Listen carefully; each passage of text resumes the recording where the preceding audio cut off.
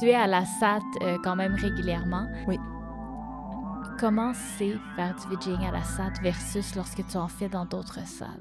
Ah, c'est extraordinaire. Ce qui est extraordinaire avec la satosphère, c'est que ça permet, de mettre vraiment l'emphase sur le visuel, alors que normalement, quand on va dans un spectacle, l'emphase est vraiment plus sur la musique. Mais là, on est entouré du visuel.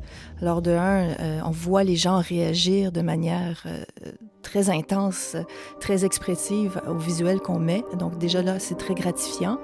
Et c'est un terrain de jeu fantastique parce que il y a l'élément tridimensionnel dans la satosphère qu'on n'a pas avec les autres écrans.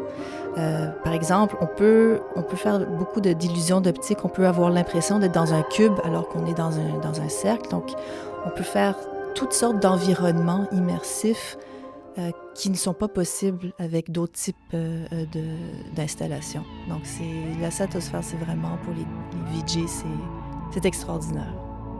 Mais c'est énormément de pouvoir sur l'illusion d'optique et sur les sensations que vivent les gens. Oui, et il faut faire attention, justement, de ne pas leur donner la nausée. Parce que c'est possible de faire des films qui tournent trop, là, puis ça devient désagréable. Surtout que les gens ont bu souvent, il y en a qui ont consommé autre chose. J'imagine que c'est vrai que ça doit... Mais même à jeun, si on le fait tourner trop, là, c'est pas agréable. Même à jeun, tu peux donner la nausée aux gens, définitivement.